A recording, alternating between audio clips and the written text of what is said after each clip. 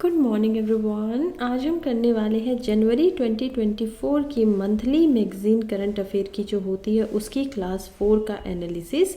और इसमें हम ज़्यादातर इंडियन पॉलिटी के पार्ट को देखेंगे, खास करके मेन से रेलिवेंट यहाँ पर दो न्यूज़ को रखा गया है। पहली कौन सी है, जो होगी एक सब classification with in SC and ST, और दूसरी क्या है, FCRA एक्ट से रिलेटेड है। फॉरेन कंट्रीब्यूशन एक्ट क्या बोलता है उसको अच्छी तरीके से हम लोग एक्सप्लेन करेंगे, समझेंगे उसमें क्या खामियां है, क्या अच्छाइयाँ हैं, क्या क्या रिफॉर्म करने चाहिए, बदलाव लाने चाहिए। तो चलिए शुरुआत करते हैं। और पहला जो हमारा यहाँ पर होने वाली है न्यूज़ वो है सब कैटेगराइजेशन से रिलेटेड SCs के अंदर में। SC क्या होता है, शेड्यूल कास्ट। तो हम देखते हैं कि यूनियन गवर्नमेंट ने अभी एक पैनल को यहाँ पर एस्टेब्लिश किया है। इसके अंदर सेक्रेटरीज हैं जो कि यूनियन कैबिनेट सेक्रेटरी के द्वारा लेड किए जाएंगे, वो इनके हेड होंगे और इनका काम है कि इनको जो शेड्यूल कास्ट है उनको यहाँ पर क्या करना है, कैटेगराइज करना है। कितने भागों में कैटेगराइज करिए, ABCD। तो ये जो है कि 4 पार्ट्स में आप यहाँ पर इनको क्लासीफाई कर दीजिए। देखिए अब क्या होगा, मान लीजिए शेड्यूल क्लास है, इसी के अंदर कुछ ऐसी जातियाँ होंगी जिनको आप भाग A में रखेंगे, कुछ ऐसी होगी जिनको आप पार्ट B के अंदर रखेंगे, कुछ होंगी पार्ट C के अंदर, कुछ होंगी पार्ट D के अंदर। क्या क्या क्राइटेरिया है, क्यों क्लासीफाई करना पड़ा है, चलिए ज़रा उसको समझते हैं। बैकग्राउंड में देखें तो ये क्यों हो रहा है, क्योंकि प्राइम मिनिस्टर हमारे जो है उन्होंने प्रॉमिस किया था कि जो डिमांड हो रही है SCs के यहाँ पर शेड्यूल जो कास्ट है उनके द्वारा, कि वो मगधा कम्युनिटी के अंदर क्या चाहते हैं, सब कैटेगराइजेशन चाहते हैं। तो उसी को पूरा करने के लिए यहाँ पर ये चीज़ उठाई गई है, पैनल बनाया गया है। अब ये मगधा कम्युनिटी क्या है, देखिए मगधा कम्युनिटी यहाँ पर लोग रहते हैं, एक हम बोल सकते हैं कि क्या है, कम्युनिटी है पॉपुलेशन की। इसके अंदर जो लगभग 50% लोग हैं वो लोग यहाँ पर टोटल शेड्यूल कास्ट का हिस्सा बनाते हैं तेलंगाना के अंदर। तो कितने ज़्यादा लोग हैं, 50%। जितनी भी तेलंगाना में यहाँ पर शेड्यूल कास्ट है SCs हैं उनमें से 50% कौन है, मगधा यहाँ पर क्या होती है, कम्युनिटी के लोग ही पाए जाते हैं। स्टेट डिमांड कर रही है कि उनके लिए एक सेपरेट कोटा हो। यूनियन गवर्नमेंट को बहुत ज़्यादा बार ये रिप्रेजेंटेशन मिली है स्टेट गवर्नमेंट से, जैसे कि आंध्र प्रदेश है या फिर तेलंगाना है, कर्नाटका है, जो यहाँ पर शेड्यूल कास्ट के अंदर सब कैटेगराइजेशन चाहती है, जिसके अंदर मगधास भी कौन है, इंक्लूड किए गए हैं। अब उनकी डिमांड क्या है, डिमांड यही है कि एक सेपरेट कोटा होना चाहिए कुछ कास्ट के अंदर में विद इन SCs, जिनको 15% यहाँ पर कोटा मिल जाए, और जो असली बेनिफिट है वो यहाँ पर क्या हो, फ़ायदा क्या हो, इक्विटेबली डिस्ट्रीब्यूट हो सके सभी के सभी कास्ट के अंदर। अब इनको सुनने के लिए यहाँ पर एक कॉन्स्टिट्यूशन का बेंच भी बैठता है। मैंने आपको स्टार्टिंग में ही फ़ोटो दिखाया इंट्रोडक्शन के अंदर, और उसी से हम इसको समझ सकते हैं। मैटर फ़िलहाल जो है वो अभी हम बोल सकते हैं कि सब जुडिस है। तो सब जुडिस है तो इसके ऊपर हम ज़्यादा कुछ भी बता नहीं सकते हैं, क्योंकि 7 जजेस का जो ये बेंच बैठा है सुप्रीम कोर्ट में, अभी वो इसके ऊपर कंसिडरेशन कर रहे हैं। फैसला जब इस पे आएगा तो हम समझेंगे कि क्या बातें हुई। पावर जो है सब क्लासिफिकेशन के सुप्रीम कोर्ट में वो किसके पास है। अब ये बात यहाँ पर सुप्रीम कोर्ट ही है, वही डिसाइड करेंगे कि किसको ये पावर मिलेगी कि वो ये सब क्लासिफिकेशन कर सकते हैं। क्या ये रिजर्वेशन यहाँ पर किसी को मिलेगा, या फिर ये जो पूरी पावर है ये प्रेसिडेंट के पास ही रह जाएगी, उन्हीं को ये पावर दी जाएगी। कॉन्स्टिट्यूशनैलिटी क्या है सब क्लासिफिकेशन को लेके या फिर सब कैटेगराइजेशन को लेके, यहाँ पर फोकस की जो किया जा रहा है वो किया जा रहा है सब कैटेगराइजेशन से रिलेटेड शेड्यूल जो कास्ट है उनके अंदर सबसे ज़्यादा। और सबसे ज़्यादा क्यों किया जा रहा है, क्योंकि रिजर्वेशन चाहिए है जॉब्स के अंदर, नौकरियाँ जो है उनके अंदर आरक्षण चाहिए है, और उनको जो एजुकेशन मिलती है उनके लिए तो डेजिग्नेटेड होते हैं, उनके लायक बनते हैं, तो वहाँ पर भी ताकि उनको क्या हो सके, आरक्षण मिल सके। लेकिन अभी के लिए जो गवर्नमेंट का पैनल है वो उसका कुछ अल्टरनेटिव एक्सप्लोर करने की कोशिश कर रहे हैं कि कैसे ये जो ग्रेवियंस है, ये शिकायत है, इसको एड्रेस किया जा सके। कमेटी के बारे में पढ़ते हैं तो कंपोजिशन जो कमेटी का हुआ है उसके अंदर यहाँ पर बहुत सारी जो अलग अलग मिनिस्ट्रीज है, जैसे कि होम अफेयर या फिर department of personnel and training, ministry of tribal affair, department of legal affair, department of social justice and empowerment, इन सभी के सेक्रेटरीज इसके अंदर क्या कर रहे हैं, कंप्राइज कर रहे हैं, इसके अंदर हैं। इसको चेयर कौन करेगा, यूनियन कैबिनेट सेक्रेटरी यहाँ पर इनको चेयर्स करेंगे, जो कि कौन होंगे, यूजुअली एक IAS ऑफिसर होते हैं, क्योंकि यहाँ पर कोई मिनिस्टर कमेटी के अंदर नहीं है, इसी वजह से सेक्रेटरीज सभी हैं, तो क्या होंगे, इनको हेड भी यहाँ पर यूनियन कैबिनेट सेक्रेटरी द्वारा के ही किया जाएगा। मैंडेट क्या है कमेटी का, इसका काम यही है कि इनको एक ऐसी स्ट्रेटजी बनानी है जिसमें फेयर डिस्ट्रीब्यूशन हो सके, बेनिफिट का जो भी स्कीम होती हैं, इनिशिएटिव लिए जाते हैं मोस्ट मार्जिनलाइज कम्युनिटीज़ के लिए, जिसमें लगभग 1200 शेड्यूल कास्ट आती हैं पूरे नेशन के अंदर। इनको एड्रेस करना है कि जो इंटरेस्ट है एससीज के, कभी कभी वो ओवर शेडो हो जाते हैं, कभी कभी क्या हो जाता है कि ओवर शेडो क्या होता है, परछाई उन पे आ जाती है, ढक जाते हैं। तो वो जैसे कि कुछ कम्युनिटीज़ है, मदिगास जैसी कम्युनिटी है, उससे रेलिवेंट उनके इंटरेस्ट पे ज़्यादा ध्यान दिया जाए और उनको जो जो मिलना चाहिए वो मिल सके। अब ये सब कैटेगराइजेशन ऑफ कास्ट है क्या, अबाउट में हम इसका देखते हैं कि इसको क्लासीफाई और करना है। कोई चीज़ मैंने आपको शुरू में बताई, एससी एक ग्रुप है, उसको 4 भाग में फिर से बांट दो, तो ये क्या होता है, क्लासीफाई कर देना। तो ऐसे ही क्लासीफाई करना है, या फिर हिंदी में बोलेंगे तो इसको क्या बोलेंगे, श्रेणियाँ बना देना, अलग अलग क्या बनानी है आपको, श्रेणी बना देनी है।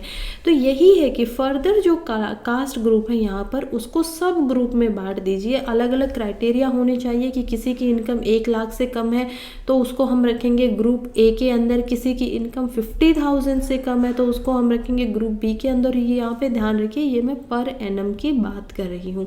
किसी की इनकम और कम है तो ग्रुप सी में आएगा। और भी कुछ ऐसे क्राइटेरिया यहाँ पर हो सकते हैं सिवाय इनकम के, जिनके आधार पर इनको सब क्लासीफाई किया जा सकता है। उद्देश्य क्या है इसका, क्या ऑब्जेक्टिव है, ऑब्जेक्टिव यही है कि जो डाइवर्सिटी है खास करके लार्जर कास्ट ग्रुप के अंदर में, वहाँ पर जो टारगेटिक बेनिफिट होना चाहिए वो मिल जाना चाहिए सब ग्रुप को अंदर। खास करके सोशली एंड इकोनॉमिकली डिसएडवांटेज जो लोग हैं उनको ज़्यादा से ज़्यादा बेनिफिट हो सके। डिमांड जो है सब कैटेगराइजेशन की कास्ट में वो काफ़ी टाइम से हो रही है। बहुत सारी ऐसी कम्युनिटीज़ हैं जो रिकॉग्नाइजेशन पाना चाहती हैं, खासकर क्या करना चाहती हैं, स्पेसिफिक प्रिविलेज उनको चाहिए, उनकी यूनिक कैरेक्टरिस्टिक्स हैं, उनके बैकग्राउंड जो हिस्टोरिकली वो अलग है और उनका सोशियो इकोनॉमिक स्टेटस भी अलग है। तो उनको क्या चाहिए कि हमें अच्छे से रिकॉग्नाइजेशन मिले और हमें भी यहाँ पर शेड्यूल कास्ट के अंदर रखा जाए। तो ये बहुत सारी कम्युनिटीज़ की मांग है, ये सब हम समझ सकते हैं। लेकिन क्या आवश्यकता है इस काम की, क्यों ज़रूरत पड़ रही है, नीड क्या है सब कैटेगराइजेशन की, वो हमें समझना होगा। सबसे पहले अनइक्वल अपॉर्चुनिटीज़ एक कारण बनता है। देखिए जो पॉलिसी है वो पॉलिसी यहाँ पर बनाई गई है प्रोटेक्टिव और कंटेम्प्रेरी डिस्क्रिमिनेशन से रिलेटेड। जब हम कास्ट या रिजर्वेशन की बात करते हैं तो उसका रीज़न क्या है कि हमें पता है सोशली और इकोनॉमिकली जो ऐसी कम्युनिटीज़ हैं जिनके साथ में अच्छे से व्यवहार नहीं हुआ है, जिसकी वजह से वो अपना उत्थान नहीं कर पाए, ऊपर नहीं उठ पाए, तो उनको यहाँ पर रिजर्वेशन की ज़रूरत है। और यही है कि अपॉर्चुनिटी जब यहाँ पर अवसर बराबर मात्रा में नहीं मिल पाते हैं, डिसप्रपोर्शनल रिप्रेजेंटेशन होता है। इवन यहाँ पर शेड्यूल खुद की एक कास्ट के अंदर, रिजर्व्ड कास्ट के अंदर भी, चाहे वो एम्प्लॉयमेंट हो, चाहे वो एजुकेशन हो, चाहे वो लेजिस्लेचर हो, तो इश्यूज़ आते हैं। तमिलनाडु में एग्जाम्पल के तौर पर देखा जा सकता है कि 3% कोटा दिया गया है शेड्यूल कास्ट ग्रुप कोटा के अंदर। और कहाँ पर ये मिलता है, अरुंधति तायार कास्ट। अब ये जो कोटा मिला हुआ है, इसी में जस्टिस MS जगन्नाथम रिपोर्ट जब आती है तो वो कहते हैं कि यहाँ पर 16% सुप्रीम कोर्ट के द्वारा बोला गया है कि पॉपुलेशन जो है स्टेट के अंदर उनको क्या मिलना चाहिए, डिस्पाइट उनको क्या होना चाहिए, यहाँ पर रिजर्वेशन मिलना चाहिए। लेकिन अभी कितना है, 0 से 5% ही है, तो ये काफ़ी कम है। इसी वजह से आप अलग निकालेंगे उनको बराबर के अवसर मिलेंगे, ये सारी चीज़ें उनको मिल पाएंगी। दूसरा हम देखते हैं ग्रेडेड इनइक्वालिटी। क्या बताया जा रहा है कि अलग अलग ग्रेड की अलग अलग असमानताएं हैं। कुछ ऐसी कास्ट है जो फिर भी ठीक है, कुछ ऐसी है जो बहुत ही ज़्यादा वर्नेबल है। तो इसी वजह से जो ग्रेडेड इनइक्वालिटी है ऐसी कम्युनिटीज़ के अंदर, इवन मार्जिनलाइज्ड कुछ कम्युनिटीज़ के पास तो बेसिक फैसिलिटीज़ भी नहीं है, तो वो भी एक प्रॉब्लम बनाता है कि आप अगर सभी को, किसी के पास यहाँ पर मान लीजिए 10 रुपये थे और किसी के पास केवल 1 रुपया था और आपने दोनों को ही यहाँ पर क्या कर दिया, 1-1 रुपया और दे दिया, तो आपने क्या किया है, इनको ज़्यादा दे दिया, इनको कम दे दिया। इनको क्या चाहिए था, 2 रुपये आपको एक्स्ट्रा देने चाहिए थे। तो इक्वालिटी तो आपने कर दी लेकिन इक्विटी नहीं हो पाई। और एक अच्छे समाज की क्या पहचान है कि इक्विटी हो सके, तो वो भी एक प्रॉब्लम है। थर्ड हम देखेंगे ओवरकमिंग हायरार्की से रिलेटेड। देखिए सुप्रीम कोर्ट की जो यहाँ पर बोला गया है, इवन शेड्यूल कास्ट में भी हम देखते हैं कि शेड्यूल कास्ट जो कैटेगरी है वो होमोजेनियस है ही नहीं। इसमें बहुत सारी अलग अलग वाइड रेंज है कम्युनिटीज़ की, बहुत सारे अलग अलग कल्चर है, सोशल एंड इकोनॉमिक कैरेक्टरिस्टिक्स अलग अलग हैं। तो इसी वजह से ये, क्योंकि हायरार्की इसकी अलग अलग है, तो यहाँ पर आप अगर इसको एक ही पैमाने पर रखेंगे तो वो चीज़ काम में नहीं आ पाएगी। अब यहाँ पर एक एनुअल रिपोर्ट आती है मिनिस्ट्री ऑफ सोशल जस्टिस की तरफ से। Ministry of social justice and empowerment जो है, उन्होंने रिपोर्ट में लिखा है कि कंट्री के अंदर 2018-19 में लगभग 1263 एससीज कास्ट यहाँ पर थी। सम एससी जो कम्युनिटीज़ हैं उन्होंने काफ़ी प्रोग्रेस भी कर ली है, एजुकेशन में भी, एम्प्लॉयमेंट में भी, सोशियो इकोनॉमिक डेवलपमेंट भी उनका हुआ है। वाइल जब हम अदर्स को देखते हैं तो वो क्या है, अभी भी उनके सामने बहुत ज़्यादा डिसएडवांटेजेस दिखाई देते हैं।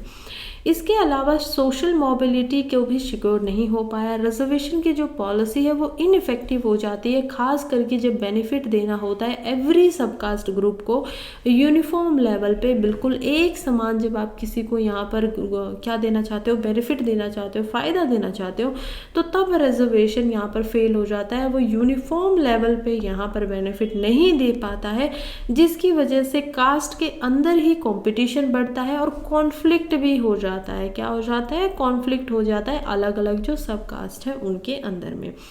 सोशल जस्टिस इंश्योर नहीं हो पाता है। सोशल जस्टिस जो एम्फसाइज करता है सामाजिक न्याय, उसको ये इंश्योर करना होता है कि जो हिस्टोरिकली यहाँ पर मार्जिनलाइज्ड कम्युनिटीज़ है, जिनको फेयर एंड जस्ट ट्रीटमेंट मिल चुका है, अब उनको क्या होना चाहिए, उनके कंसर्न अगर स्पेसिफिकली एडिक्वेटली यहाँ पर क्या कर दिए गए, एड्रेस कर दिए गए, तो उसको कास्ट से निकाल देना चाहिए। तो क्या हो, ताकि जो दूसरे लोग हैं जिनके साथ में अच्छे संबंध नहीं बन पाए उनको भी ये मिलना चाहिए। यही एक रीज़न है कि सब कैटेगराइजेशन जो होगा वो ज़्यादा टारगेटेड अप्रोच बना पाएगा स्पेसिफिक वल्नरेबिलिटीज़ के लिए, और ख़ास करके जो पर्टिकुलरली एससीज़ के अंदर में सब ग्रुप होंगे।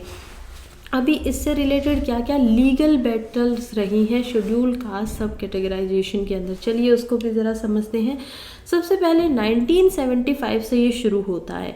पंजाब गवर्नमेंट के अंदर सब कैटेगराइजेशन लाया जाता है। पंजाब गवर्नमेंट जो है वो डिवाइड करती है शेड्यूल कास्ट को, रिजर्वेशन को 2 कैटेगरीज में। एक होती है वाल्मीकि और दूसरी होती है मजहबी सिख कम्युनिटी, और पहली प्रेफरेंस यहाँ पर किसको दी जाती है, मजहबी सिख कम्युनिटीज़ को दी जाती है।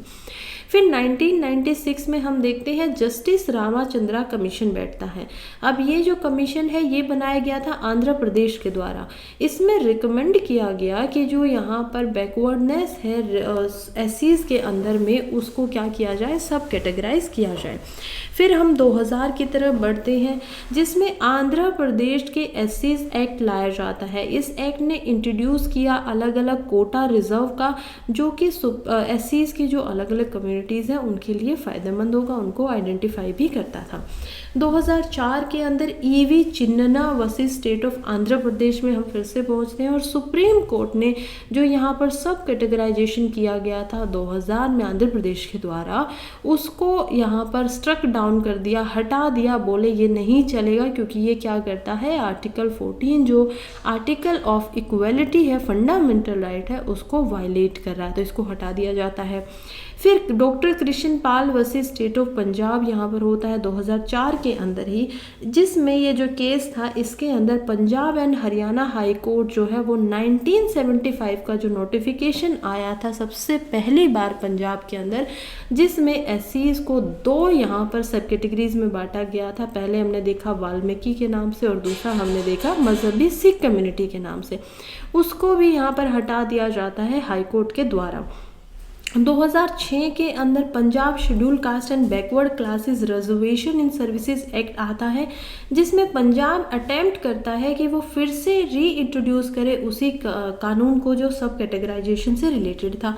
2010 में अपील जाती है सुप्रीम कोर्ट तक। पंजाब जो है वो अपील करता है हाई कोर्ट के डिसीजन के खिलाफ में और कहता है कि उनको दोबारा से जो सब कैटेगराइजेशन है उसको रिकंसीडर करना चाहिए, उसके ऊपर पुनः विचार करना चाहिए। 2014 में Devendra Singh versus state of Punjab का यहाँ पर केस होता है, जिसमें सुप्रीम कोर्ट जो है वो अपील को लार्जर बेंच के पास रिकंसिडरेशन के लिए भेज देते हैं। 2018 में जर्नैल सिंह वर्सेस लक्ष्मी नारायण गुप्ता के बीच में एक केस आता है और सुप्रीम कोर्ट जो कंसेप्ट है क्रीमी लेयर का विद इन एससीज, उसको क्या करते हैं, अपहोल्ड कर देते हैं कि बिल्कुल क्रीमी लेयर यहाँ पर एससीज में भी हो सकती है। पहले अभी तक क्रीमी लेयर कहाँ देखने को मिली थी, ओबीसीज के अंदर। फिर हम देखते हैं कि इनकम सीलिंग भी लगाई जाती है सुप्रीम कोर्ट के द्वारा पहली बार 2018 के अंदर। अब जो मैटर है वो पेंडिंग में है यहाँ पर 7 जजेस के बेंच के ऊपर, और लार्ज जो बेंच है वो इसके ऊपर अपने जो प्रीवियस डिसीजन है उनको ध्यान में रखते हुए फैसला सुनाएंगे कि आगे अभी क्या यहाँ पर फैसला आना चाहिए। नेक्स्ट हम देखते हैं कि क्या क्या चैलेंजेस हैं सब कैटेगराइजेशन से रिलेटेड। सबसे पहले तो यही है कि मान लीजिए सुप्रीम कोर्ट कह देता है कि ठीक है सब कैटेगराइजेशन कर भी लो, फिर क्या क्या चुनौतियां आएंगी। पहली आएगी कि इनको आइडेंटिफाई कैसे करें और कैसे यहाँ पर इनका क्राइटेरिया बनाया जाए। जब हम बात करते हैं डिटरमाइन करने की, ये निश्चित करने की कि क्या क्राइटेरिया होना चाहिए सब कैटेगराइजेशन के अंदर, वो कभी कभी चुनौतीपूर्ण हो सकता है, चैलेंजिंग हो सकता है। कुछ पैरामीटर्स यहाँ पर देखे जाएंगे जैसे कि socio economic status, educational attainment, regional factors को भी ध्यान में रखा जाएगा। लेकिन जब ऐसे ही आप किसी एक मुद्दे के कंसेंसस पर पहुँचते हो इन क्राइटेरिया के ऊपर, तो वो क्या हो सकता है, डिफ़िकल्ट दिखाई दे सकता है। इवन सुप्रीम कोर्ट ने भी अपने रूलिंग्स के अंदर जो 1976 से लेके 2005 तक दी गई, उसमें एम्फेसाइज किया है, जोर डाला है कि ये जो शेड्यूल कास्ट है वो कास्ट ना होकर क्लास है एक तरीके से। कहीं ना कहीं वो लोग भी क्या है, बटे हुए हैं इनकम की वजह से, और उनका जो प्रोटेक्शन है वो यहाँ पर अनटचेबिलिटी को एड्रेस करने के बेस पे है, ना कि अदर फैक्टर्स पे। यानी कि इनकम को इतना ज़्यादा ध्यान में रखा ही नहीं जाता है जब हम बात करते हैं रिजर्वेशन की। तब हम किस चीज़ की बात कर रहे हैं, अनटचेबिलिटी की। सोशल जो प्रॉब्लम है यहाँ पर, बैकवर्डनेस जो है, उससे रिलेटेड ज़्यादा ध्यान दिया गया है। दूसरी क्या यहाँ पर चुनौती हो सकती है या प्रॉब्लम हो सकती है, तो हम देखेंगे कि कैसे डाटा एक्यूरेसी और अवेलेबिलिटी से रिलेटेड भी यहाँ पर इशू हो सकता है। खास करके बिल्कुल एक्यूरेट डाटा निकालना और अप टू डेट डाटा निकालना सोशो इकोनॉमिक स्टेटस का अलग अलग शेड्यूल कास्ट के अंदर, ये चैलेंजिंग साबित होगा। थर्ड हम देखते हैं कि इंफ्रा ग्रुप डिस्प्यूट हो सकता है। इंटर जो ग्रुप है वो एक दूसरे से डिस्प्यूट कर सकते हैं, लड़ सकते हैं, उसका पोटेंशियल है, उसका ऐसा हो सकता है कि ऐसा हो भी जाए ऐसी कम्युनिटीज़ में, क्योंकि सब कैटेगराइजेशन की वजह से ये हो जाएगा। ऐसे ही इंस्टेंसेस है हमारे पास, जैसे कि बैकवर्डनेस देखें तो एससीज में ये भी देखा गया है कि जो प्रैक्टिसेस होती हैं अनटचेबिलिटी की, वो कुछ ही कास्ट में है, और जब आप इसको सब कैटेगराइज कर देंगे तो इससे डिफरेंसेस जो हैं वो और ज़्यादा शार्प हो जाएंगे और ज़्यादा बड़े दिखाई देंगे, और ये एक कॉम्पिटिटिव अफर्मेटिव एक्शन सामने ले आ सकते हैं। फिर पॉसिबिलिटी फ्रेगमेंटेशन की भी है, टुकड़ों में भी यहाँ पर कुछ बढ़ सकता है। रिस्क है कि सब कैटेगराइजेशन अगर हो जाता है तो वो कहीं ऐसी कम्युनिटी के अंदर फ्रेगमेंटेशन ना ले आए और उनकी जो पॉलिटिकल एंड सोशल आइडेंटिटी है उसको डाइल्यूट ना कर दे, उसको धुंधला ना बना दे। इससे क्या होगा कि उनकी जो कलेक्टिव स्ट्रेंथ है वो कमज़ोर हो जाएगी, और वो जो अपने राइट्स के लिए लड़ते हैं, एडवोकेट करते हैं, वो भी उनका कमज़ोर हो जाएगा। अब ये कहते हैं कि एक आखिरी बात ये भी हो सकती है कि कोटा शायद इनफ हो ही ना, जितना चाहिए उतना ना बन पाए। अब ऐसा क्यों बोला जा रहा है? क्योंकि नेशनल कमीशन जो है schedule caste and schedule tribes के लिए, उन्होंने इस मूव को यहाँ पर अपोज किया, इसके अगेंस्ट वो गए हैं। उनकी आर्ग्यूमेंट क्या है ये करते समय? वो कहते हैं कि जस्ट अगर आप एक कोटा को असाइड में रख देंगे तो ये इनफ नहीं होगा। वो आर्ग्यू कर रहे हैं कि ये जो डिस्पैरिटी दिखाई देती है कि कोई ऐसी कास्ट थोड़ा सा ठीक काम करे, कोई बहुत ही वनरेबल है, ये खासकर हाइयर लेवल की वजह से ज़्यादा निकल कर आ रही है जो रिजर्वेशन है यहाँ पर। बल्कि जो एससीज हैं वो तो सबसे ज़्यादा मोस्ट बैकवर्ड कैटेगरी है, जिसके अंदर इनफ कैंडिडेट भी नहीं है। इसी वजह से जो एग्जिस्टिंग स्कीम है उनको यहाँ पर देखना चाहिए कि प्रायोरिटी बेसिस पर उनका फ़ायदा लोगों तक पूर्ण रूप से यहाँ पर पहुँच पाए, ना कि आप अलग तरीके से इसमें बदलाव करिए। किसका बोलना है? ये बोलना है national commission for schedule caste and schedule tribe. अब क्या वे फॉरवर्ड हो, आगे क्या समाधान हो, तो हम देखेंगे सबसे पहले कि क्या क्या हम कैसे एक्सप्लोर कर सकते हैं कुछ अल्टरनेटिव्स को, कि इंट्रोड्यूस करने की बजाय सब कैटेगराइजेशन, और क्या हो सकता है इसकी जगह पर। यूनियन गवर्नमेंट को कुछ लीगल ऑप्शंस को यहाँ पर एक्सप्लोर करना चाहिए, ढूंढना चाहिए।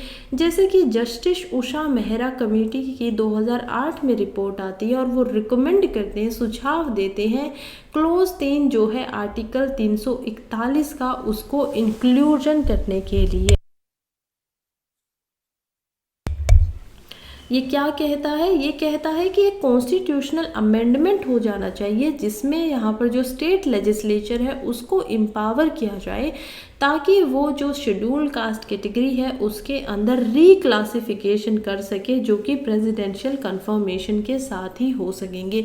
जब आप प्रेसिडेंट के पास कंफर्मेशन लोगे और उसी के बाद में कोई भी स्टेट क्या कर पाएगी, उनकी जो एससीज की यहाँ पर कैटेगरी है उसको रीक्लासीफाई कर पाएगी। अब क्या करिए? रीक्लासीफाई, ना कि सब क्लासीफाई। री का क्या मतलब है कि दोबारा से जितनी एससीज को यहाँ पर रखा गया था उनके ऊपर दोबारा से जांच और पड़ताल हो और दोबारा से उनको रीक्लासीफाई किया जाए। और सब क्लासीफाई क्या होता है कि इनको अलग अलग टुकड़ों में या भागों में बांट दिया जाए। नेक्स्ट है कि डाटा का कलेक्शन थोड़ा अच्छा होना चाहिए, एनालिसिस बढ़िया हो। इसमें लीगल एक्सपर्ट के ये मानना है कि जो कॉन्स्टिट्यूशन है वो प्रोहिबिट नहीं करता है सब कैटेगराइजेशन होना एससीज एंड एसटीज का, लेकिन गवर्नमेंट को यहाँ पर इंश्योर करना चाहिए कि उनके पास कॉम्प्रिहेंसिव एंड एक्यूरेट डाटा हो, बिल्कुल ठीक तरीके से डाटा हो उनके पास में, खास करके सोशो इकोनॉमिक कंडीशन से रिलेटेड कि वो क्या क्या है, डिफरेंट शेड्यूल कास्ट कम्युनिटीज़ की किस तरीके से वो हमारे सामने है। इससे क्या होगा कि जो एम्पिरिकल बेसिस होगा उसमें जस्टिफाई कर पाएंगे सब कैटेगराइजेशन को कि बेनिफिट जो है वो उन्हीं को मिल रहा है जिनको उनकी ज़रूरत थी। एक क्राइटेरिया होना चाहिए डेवलपमेंट का, एक ऐसा ट्रांसपेरेंट और इंक्लूसिव क्राइटेरिया बनाना चाहिए जो सब कैटेगराइजेशन और जो उससे रिलेटेड फैक्टर्स हैं जैसे कि socio economic status, educational attainment, regional disparities, इनको ढंग से यहाँ पर जस्टिफाई कर सके। इवन आंध्र प्रदेश गवर्नमेंट में भी 1996 के अंदर एक कमीशन बनाया गया था जस्टिस रामाचंद्रा राजू के नाम से, जिसने ये सुझाव दिया था, रिकमेंड किया था कि जो सब कैटेगराइजेशन है शेड्यूल कास्ट का स्टेट के अंदर, वो यहाँ पर कुछ एविडेंसेस की वजह से होना चाहिए, कुछ तथ्यों की वजह से होना चाहिए, जिसमें जो कम्युनिटीज़ हैं वो ज़्यादा बैकवर्ड हो, उनको यहाँ पर ज़्यादा क्या मिले, फ़ायदा मिले, और जिनको लेस रिप्रेजेंटेशन मिला है अदर से उनको भी ज़्यादा फ़ायदा दिया जा सके। फिर एक मिडिल पाथ ढूंढना पड़ेगा, एक बीच का मध्य मार्ग ढूंढना पड़ेगा, एक बैलेंस बनाना पड़ेगा। जब आप रिकॉग्नाइज कर रहे हो डाइवर्सिटीज़ को, खास करके शेड्यूल कास्ट कैटेगरी के अंदर में, और ओवरऑल यूनिटी भी चाहते हो कम्युनिटी की, हमने क्या देखा ऊपर, चुनौती क्या है कि इससे उनकी जो स्ट्रेंथ है वो कमज़ोर हो सकती है। तो पॉलिसीज़ इस तरीके से बनाओ जो यहाँ पर सब ग्रुप्स की स्पेसिफिक ज़रूरतें जो है उनकी भी पूर्ति कर सके, लेकिन फ्रेगमेंटेशन को भी यहाँ पर ना करें, या जो वीकनिंग है कलेक्टिव स्ट्रेंथ की एससी कम्युनिटीज़ की वो भी यहाँ पर ना हो। नेक्स्ट हम चलते हैं फॉरेन कंट्रीब्यूशन रेगुलेशन एक्ट की तरफ में। अब ये क्यों है खबर के अंदर? सबसे पहले ये इसी वजह से न्यूज़ में है क्योंकि रिसेंटली गवर्नमेंट ऑफ इंडिया ने फॉरेन कंट्रीब्यूशन रेगुलेशन एक्ट के लाइसेंस कुछ ऐसी संस्थाओं के थे जिनको रद्द कर दिया, कैंसिल कर दिया है। किसके लिए? सबसे importantly centre for policy research CPR के लिए। अब सेंटर फॉर पॉलिसी रिसर्च है क्या? देखिए, ये 1973 के अंदर इसकी स्थापना होती है, एस्टैब्लिशमेंट होती है। नेचर क्या है? ये एक non profit, non partition, independent institution है। सबसे पहले तो ये नॉन प्रॉफिट है, किसी फ़ायदे के लिए काम नहीं कर रहा है। ऐसा नहीं है कि जो पैसा आएगा उसको ये अपने ऊपर ही इस्तेमाल करेंगे। दूसरा, नॉन पार्टीशन है, किसी के साथ भी ये जुड़े हुए नहीं है। ऐसा नहीं है किसी पॉलिटिकल पार्टी के साथ जुड़े हुए हैं। और इंडिपेंडेंट इंस्टीट्यूशन है। फोकस इसका क्या है? रिसर्च करना, इश्यूज़ के अंदर जो भी इंडिया के अंदर लोगों की लाइफ को इम्पेक्ट करते हैं, प्रभाव डालते हैं, उसी के ऊपर इनको क्या करनी होती है? रिसर्च करनी होती है। मेंबरशिप इनके कौन कौन है? Indian council of social science research, जो रिकॉग्नाइज किया गया है यहाँ पर department of science and technology के द्वारा। फॉरेन फंडिंग इसमें आती है। CPR जो है उसको लगभग जितना पैसा मिलता था वो 75% फंड जो था वो आउटसाइड इंडिया से ही मिलता था। अब उसी के फॉरेन कंट्रीब्यूशन रेगुलेशन एक्ट के तहत FCR लाइसेंस को कैंसिल कर दिया, यानी कि अब उसके पास जो 75% अमाउंट आता था वो नहीं पहुंच पाएगा। फिर कारण क्या है, क्यों इसको हटाया गया? क्योंकि करंट अफेयर प्रोग्रामिंग जो थी CPR की, उसकी वजह से ही ये माना जा रहा है कि जो एंटिटी है FCRA फंड की उसको प्रोहिबिट किया गया है। CPR का सस्पेंशन होता है 2023 के अंदर। गवर्नमेंट FCRA लाइसेंस को सस्पेंड कर देती है। और क्यों करती है? क्योंकि FCRA एक्ट के अकॉर्डिंग कुछ वायलेशन हुए थे। जैसे कि सबसे पहला वायलेशन था कि इन्होंने फॉरेन कंट्रीब्यूशन का इस्तेमाल किया उस पर्पज़ के लिए जो इन्होंने रजिस्ट्री करवाते समय FCR एक्ट के अंदर जब ये लाइसेंस ले रहे थे तब नहीं बताया था, तो ये एक वायलेशन हो जाता है। दूसरा, इन्होंने ट्रांसफ़र कर दिया फॉरेन जो इनके कंट्रीब्यूशन आया था किसी और एंटिटीज़ को। अब ऐसा नहीं कर सकते, आपके पास जो फंड आता है उसका केवल और केवल आप ही उपयोग करेंगे, किसी दूसरे NGO एंटिटी को आप नहीं भेजेंगे। ये भी वायलेशन करता है एक्ट का। और तीसरा, इन्होंने कुछ ऐसे न्यूज़ आर्टिकल को पब्लिश किया जो वायलेट करते थे एक्ट के नियमों और कानूनों को, तो इस वजह से भी इनका जो लाइसेंस है वो सस्पेंड हो गया। अब FCRA के बारे में बात करें तो चलिए इसको भी समझते हैं, मेंस के लिए बहुत इंपॉर्टेंट हो जाता है। तो फॉरेन कंट्रीब्यूशन रेगुलेशन जो एक्ट है उसका काम ये है कि वो रेगुलेट करता है सबसे पहले तो, और दूसरी बात है कि प्रोहिबिट करता है। रेगुलेट क्या करना होता है? किसी चीज़ के ऊपर आप किस तरीके से वो काम करेगी, उसके नियम क्या होंगे, ये आप एक तरीके से संभालते हो। दूसरा, प्रोहिबिट, किसी चीज़ को रोक देना। क्या रोक देना? कि जो भी यहाँ पर फॉरेन की वजह से अलग जो हमारे देश से बाहरी जो देश होते हैं, विदेशी जो यहाँ पर कंट्रीब्यूट करते हैं, पैसा देते हैं कुछ एसोसिएशन को, कुछ एक्टिविटीज़ के लिए जो नेशनल इंटरेस्ट के लिए यहाँ पर डेट्रीमेंटल है, ख़राब हो सकती हैं, कुछ निश्चित कर सकती हैं, उनको क्या करता है? रेगुलेट भी करता है और प्रोहिबिट भी कर सकता है।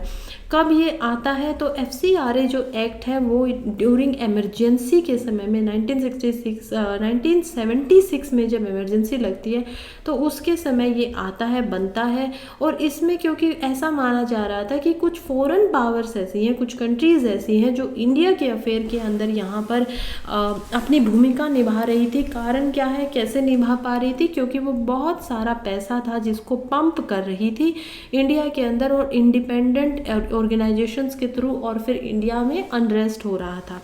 अब इसमें क्या होता है कि ड्यूरेशन क्या है अप्रूवल की? FCRA की जो रजिस्ट्रेशन होती है वो लगभग यहाँ पर पूरे के पूरे 5 साल की होती है।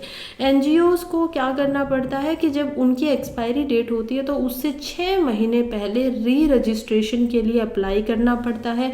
अगर वो ऐसा करने में फेल हो जाते हैं तो उनका जो रिन्यूअल था वो यहाँ पर नहीं होगा और उनका जो लाइसेंस था वो क्या हो जाएगा? एक्सपायर हो जाएगा। अब ये कहते हैं कि ऐसे क्या क्या बेसिस होते हैं जिस पे अप्रूवल कैंसिल हो जाता है। रजिस्ट्रेशन कैंसिल हो सकता है अगर मान लीजिए इंक्वायरी की जाती है और उसके अंदर कोई स्टेटमेंट ऐसी थी एप्लीकेशन में जो झूठी निकलती है, फॉल्स होती है, तो भी यहाँ पर रजिस्ट्रेशन खत्म हो जाएगा। दूसरा, अगर कोई एनजीओ यहाँ पर वायलेट करता है किसी टर्म्स एंड कंडीशन को जो सर्टिफिकेट में रिन्यूअल के समय पर लिखी गई थी, तो भी जैसे कि हमने सीपीआर के यहाँ पर क्या देखा, केस के अंदर देख चुके हैं। थर्ड, हम देखते हैं कि इसमें कोई अगर एंगेज होता है किसी ऐसी रीजनेबल एक्टिविटीज़ के अंदर जो फील्ड के अंदर बेनिफिट के अंदर 2 साल तक अगर वो कैसा काम नहीं कर रहा है जो जरूरी था करना, जिस काम के लिए उन्होंने लाइसेंस बनवाया था, तो भी उनका लाइसेंस सस्पेंड या फेल हो सकता है। और मान लीजिए कि जो संस्था थी वो डिफंक्ट हो गई है, यानी कि वो काम ही नहीं कर रही है, तो भी उनका लाइसेंस जो होगा वो क्या हो जाएगा, कैंसिल हो जाएगा। अब इसकी रेमेडी क्या है, अब इसको कैसे ठीक करवाया जाए, तो रेमेडी यही है कि जो भी गवर्नमेंट के ऑर्डर्स हैं उनको चैलेंज किया जा सकता है, हाई कोर्ट के अंदर आप जा सकते हैं। अमेंडमेंट कितने हुए हैं अभी तक FCRA में, तो हम देखते हैं कि FCRA का सबसे पहले अमेंडमेंट होता है 2010 के अंदर।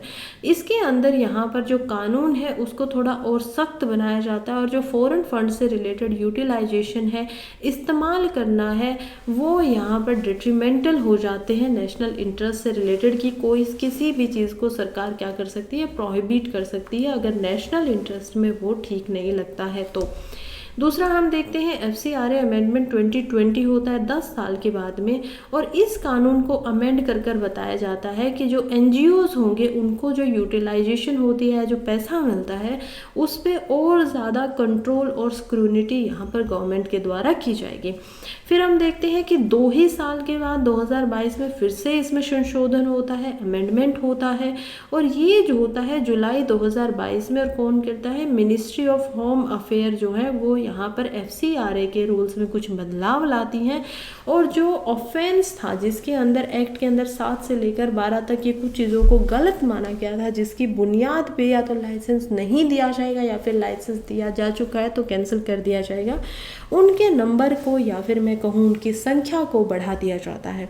जैसे कि क्या क्या चेंजेस थे, सबसे पहले ये कहा गया था कि गवर्नमेंट क्या कर रही है कि अगर किसी की लिमिट पहले जो 1 लाख तक की थी, ऐसे कुछ इंटीमेशन आती है तो वो कंट्रीब्यूशन अगर 10 लाख से कम है तो उसको एग्जेम्पशन दिया जाएगा, उसको इसके अंदर नहीं रखा जाएगा। दूसरी बात ये है कि यहाँ पर टाइम लिमिट को बढ़ा दिया गया है कि आप जो बैंक अकाउंट खोलते हैं उसमें आपको जितने टाइम के लिए यहाँ पर बैंक अकाउंट खुला होना चाहिए उसकी टाइम लिमिट ये होगी, तो उसके लिए भी थोड़ा सा आसानी दी गई। चलिए समझते हैं कि फॉरेन रेगुलेशन अमेंडमेंट एक्ट 2020 क्या कहता था। तो हमने देखा कि इसमें क्या किया गया था, सख्ती लाई गई थी, जैसे कि प्रोहिबिशन किया गया कि फॉरेन कंट्रीब्यूशन को कब कब आप नहीं ले सकते। पब्लिक सर्वेंट जो होते हैं उनको इस लिस्ट में डाल दिया गया कि वो फॉरेन कंट्रीब्यूशन से यहाँ पर फंड नहीं ले पाएंगे। दूसरा, हम देखते हैं पब्लिक सर्विस अलग अलग होते हैं, MLAs भी इसमें आ जाते हैं, MPs भी आ जाते हैं, इवन सिविल सर्विसेज जो है यहाँ पर वो भी इसमें आ जाते हैं। ट्रांसफ़र ऑफ फॉरेन कंट्रीब्यूशन, इस पे भी रोक लगा दी गई कि जो फॉरेन कंट्रीब्यूशन है वो कोई भी इंडिविजुअल को, एसोसिएशन को या रजिस्टर्ड कंपनीज को ट्रांसफ़र नहीं किया जा सकता, जिसको वो मिला है वही उसका इस्तेमाल करे। आधार कार्ड का रजिस्ट्रेशन के लिए इस्तेमाल होने लगा। परमिशन लेनी है, आपको रजिस्ट्रेशन करवाना है या रिन्यूअल लगवाना है तो भी आपको आधार कार्ड देना होगा। FCRA एक अकाउंट बनाना होगा, तो फॉरेन कंट्रीब्यूशन जो है वो केवल और केवल FCRA अकाउंट में ही आएगा जो आपने अपने बैंक अकाउंट के अंदर खुलवाया है। रेस्ट्रिक्शंस लगा दी गई इन यूटिलाइजेशन में भी, यानी कि इस्तेमाल जो किया जा रहा है उसके अंदर भी क्या होगी, कुछ रोकथाम यहाँ पर लगा दी गई। गवर्नमेंट ने ये बोला कि वो जब चाहे रेस्ट्रिक्ट कर सकती हैं कि क्या यूटिलाइजेशन होगा फॉरेन कंट्रीब्यूशन का, और उनको अप्रूव करने में रिसिपिएंट को। रिडक्शन किया गया एडमिनिस्ट्रेटिव एक्सपेंसेस के अंदर भी। ऑर्गेनाइजेशंस की जो लिमिट है उसको 20% तक यहाँ पर रखा गया एडमिनिस्ट्रेटिव एक्सपेंसेस के लिए, और सस्पेंशन भी कर दिया गया कि रजिस्ट्रेशन को सस्पेंड भी किया जा सकता है 180 दिन के अंदर अंदर, अगर वो उनको एक्सटेंडेबल लग रहा है या रजिस्ट्रेशन जो है वो ठीक नहीं लग रही है, उसको बढ़ाया भी जा सकता है कि 180 डेज तक, कि अगर आपको रिन्यूअल में आप लेट हो गए एप्लीकेशन डालने में तो 180 दिन का समय आपको और लग जाए, तो दोनों तरीके से काम करेगा। अब यहाँ पर सवाल पूछता है कि ठीक है, हम समझ चुके हैं कि FCRA है क्यों, इसको लाया क्यों गया था, है क्या ये खुद में, लेकिन इसकी ज़रूरत क्या थी। चलिए हम समझते हैं कि आज के समय पे इसकी क्या ज़रूरत है। सबसे पहले जो इम्पोर्टेंस है वो है नेशनल इंटरेस्ट एंड सिक्योरिटी से लेकर। देखिए जो कानून है वो बोलता है फ़ॉरेन जो डोनेशन हो रहे हैं, दान यहाँ पर आ रहा है, उनको रेगुलेट किया जा सके, चाहे वो किसी इंडिविजुअल के पास आ रहा हो, चाहे वो किसी एसोसिएशन के पास आ रहा हो, तो ताकि ये दोनों ही इनकी जो सॉवरेन डेमोक्रेटिक रिपब्लिक है हमारी, उसको हम अच्छे से बचा सके और दूसरी कोई ऐसी फॉरेन इंडिविजुअल ना हो जो हमारे नेशनल इंटरेस्ट में अपनी भूमिका निभाए। दूसरा इम्पोर्टेंट हो जाता है मनी लॉन्ड्रिंग को रोकने के लिए या फिर जो और अनलॉफुल एक्टिविटीज़ होती है उनको रोकने के लिए FCRA यहाँ पर हेल्प करता है कि जो फॉरेन फंड आता है उसको प्रोहिबिट किया जाए और अनलॉफुल जो एक्टिविटीज़ होती है इंडियन लोग के अंदर उसको रोका जा सके। फॉर एग्जांपल ED यानी कि इन्फोर्समेंट जो डायरेक्टर है उनके पास इतना अधिकार होता है कि वो किसी भी NGO के यहाँ पर बैंक अकाउंट को फ्रोज कर सकते हैं अगर उनको मनी लॉन्ड्रिंग या जो काला धन है उसको वो अगर सफ़ेद करने की कोशिश कर रहे हैं तो। अब उन्होंने ऐसा किया भी था। एमनेस्टी इंटरनेशनल इंडिया के नाम से एक NGO है, उनके ऊपर ये चार्जेस लगे थे 2020 के अंदर और ऐसा किया गया था। थर्ड हम देखते हैं कि इंश्योरिंग लेजिटिमेट पर्पस। यहाँ पर लेजिटिमेट पर्पसेस के लिए भी क्या किया जाता है, इंश्योर किया जाता है। एक्ट जो है वो इस हिसाब से बनाया गया है कि जो फॉरेन कंट्रीब्यूशन है वो केवल और केवल लेजिटिमेट पर्पसेस के लिए ही इस्तेमाल किए जाएं। तो लेजिटिमेट पर्पसेस क्या होते हैं, कानूनी तरीके से जैसे कहा गया है, चाहे वो सोशल कारण हो, एजुकेशनल कारण हो, कल्चरल रीज़न हो या फिर इकोनॉमिक एक्टिविटीज़ हो जिनका फ़ायदा यहाँ पर लोगों को मिल सके। कुछ कंसर्न भी है FCRA से रिलेटेड, कुछ चिंताएं भी हैं, चलिए उसको भी देख लेते हैं जरा। क्या क्या है, lack of compatibility with international law.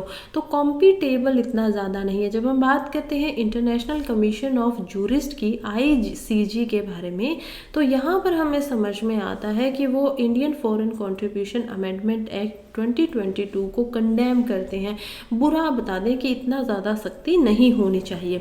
According to ICJ जो लेजिस्लेशन है वो इंडिया का इंटरनेशनल लीगल ऑब्लिगेशन के साथ में कंप्लाई नहीं करने दे रहा है, खास करके कॉन्स्टिट्यूशनल प्रोविज़न जो है जिसमें यहाँ पर जो राइट्स है फ्रीडम ऑफ एसोसिएशन से रिलेटेड, एक्सप्रेशन से रिलेटेड, फ्रीडम ऑफ असेंबली, वो सारी चीज़ें इसमें क्या हो रही हैं, दुर्घटना की तरह दिखाई दे रही हैं या फिर उनके अंदर चोट लग रही है। दूसरा हम देखते हैं कि सिविल लिबर्टीज़ जो है उसका इरोजन हो रहा है, उसमें क्या हो रहा है, उसको छीना जा रहा है। अब सिविल लिबर्टीज़ क्या होती हैं कि सिविल लेवल पे आपको कुछ फ्रीडम कुछ मिली हुई थी लेकिन अब उसको छीना जा रहा है। तो ये कह रहे हैं कि जो एवरी एक्सप्रेशन है, डिफरेंस जो है ओपिनियन का, मान लीजिए कि कोई चाहता है, जैसे सरकार चाहती है वैसा नहीं कर रहा है, कोई NGO या कोई न्यूज़ या आर्टिकल छाप रहा है तो आप उसी के खिलाफ में यहाँ पर सॉवरेनिटी का नाम लेकर क्या कर रहे हो, पब्लिक इंटरेस्ट के अगेंस्ट क्या कर उसको हटा दे रहे हो। तो ये गलत चीज़ है। जैसे कि कॉमनवेल्थ ह्यूमन राइट इनिशिएटिव एक NGO था, उसके यहाँ पर सस्पेंड किया गया। ऑफेम इंडिया जो है उसको यहाँ पर सस्पेंड किया गया। तो उनका जो सस्पेंशन हुआ था लाइसेंस का, उसने बहुत सारे सवाल उठाए कि ये इस वजह से किया गया है क्योंकि यहाँ पर ओपिनियन जो इनके थे वो अलग थे। अब हम देखते हैं गवर्नमेंट के ओपिनियन से अलग से तो टारगेटिंग की जा रही है बिना वजह से NGOs की। पिछले कुछ 7 सालों में ये देखा गया है कि गवर्नमेंट ने बहुत सारे यहाँ पर NGOs है जिनके रजिस्ट्रेशन के, जिनके लाइसेंस को कैंसिल कर दिया है। कितने हैं, 16,700 से ज़्यादा ऐसे NGOs है जिनको लाइसेंस नहीं दिए गए। तो गवर्नमेंट कहीं ना कहीं, गवर्नमेंट के ऊपर ये एलिगेशन लग रहा है कि वो जानबूझकर NGOs को टारगेट कर रहे हैं। फोर्थ है कि स्ट्रिंजेंट रेगुलेशन है, काफ़ी ज़्यादा सख्ती है, सख्त कानून है, रेगुलेशन जो बनाए गए हैं। FCRA जो है वो बहुत ज़्यादा कॉम्प्लेक्स, जटिल और स्ट्रिंजेंट रेगुलेशन लगाता है NGOs के ऊपर में जब उनको फॉरेन फंडिंग मिलती है। खास करके जो प्रोसेस है रजिस्ट्रेशन से रिलेटेड या प्रायर परमिशन आपको किस किस की पहले से ले लेनी चाहिए, काफ़ी टाइम कंज्यूमिंग है, ज़्यादा समय इसमें लगता है। तो यही है कि NGOs ने ये भी बोला कि FCRA जो अकाउंट है वो केवल और केवल SBI के साथ ही यहाँ पर लग सकते हैं। कभी कभी SBI जब उनको ऑपरेशनलाइज नहीं करता है तो डिले हो जाती है रिसिप्ट में फॉरेन कॉन्ट्रीब्यूशन से रिलेटेड, और इन्हीं कारणों की वजह से यहाँ पर लाइसेंस या रिन्यूअल नहीं दिया जाता है। पोटेंशियल ये भी है कि इनका मिसयूज़ हो सकता है। अब स्टेट जो है वो ये सोचती है कि जो FCRA है उसको एक टूल की तरह, उसको एक उपकरण की तरह इस्तेमाल करे कि कुछ जो ऑर्गेनाइजेशंस हैं उनको सरप्रेस किया जा सके, उनको दबाया जा सके। तो ये भी एक है कि इनका पोटेंशियल मिसयूज़ हो जाता है। अब इसमें एग्जांपल देखें तो ये भी देखा जा सकता है कि जब जो लाइसेंस है लीगल इनिशिएटिव का फॉरेस्ट एंड एनवायरनमेंट जो NGO था लाइफ के नाम से, उसको जब हटाया जाता है तो ऐसा माना गया कि उसका मिसयूज़ किया गया, क्योंकि इंडियन कोयल प्रोजेक्ट की तरफ से यहाँ पर पैसे दिए गए थे।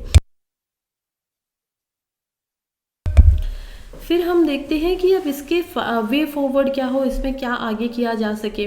तो सबसे पहली चीज़ है कि एक तो ट्रांसपेरेंसी यहाँ पर इंश्योर करनी पड़ेगी जब भी यहाँ पर सस्पेंशन होता है किसी भी फॉरेन कंट्रीब्यूशन रेगुलेटरी एक्ट के तहत किसी भी NGO का। तो ये बहुत ज़्यादा इम्पोर्टेंट है कि अकाउंटेबिलिटी हो, जिम्मेवारिता हो और मिसयूज़ जो है उसको रोका जा सके और ट्रस्ट जो है, भरोसा उसको बनाया जा सके। तो ट्रांसपेरेंट होना चाहिए, बिल्कुल स्पष्ट रूप से आप जो प्रोसेस कर रहे हो, किन कारणों की वजह से आपने हटाया है, तो बिल्कुल ज़्यादा से ज़्यादा उसमें स्पष्टता होनी चाहिए, ट्रांसपेरेंसी होनी चाहिए, ताकि हमारी जो डेमोक्रेटिक वैल्यूज़ हैं, मूल्य जो हैं हमारे लोकतांत्रिक मूल्य, वो अपहोल्ड हो सके, वो रह सके। दूसरा हम देखते हैं कि जो स्ट्रीमलाइन किया जाना चाहिए FCRA का प्रोसेस। अब ये कहा जा रहा है कि जो अप्रूवल होता है FCRA लाइसेंस का, वो काफ़ी हेक्टिक टास्क है, काफ़ी मुश्किल है। डिस्पाइट आपको जो अप्रूवल चाहिए वो मिनिस्ट्री ऑफ होम अफेयर से लेना होता है, लेकिन इसको इशू करवाने के लिए बहुत ज़्यादा अननेसेसरीली डिलेज रिपोर्टेड किया गया है NGOs के द्वारा कि मिनिस्ट्री यहाँ पर बहुत समय लगाती है। तो ये भी एक प्रॉब्लम है।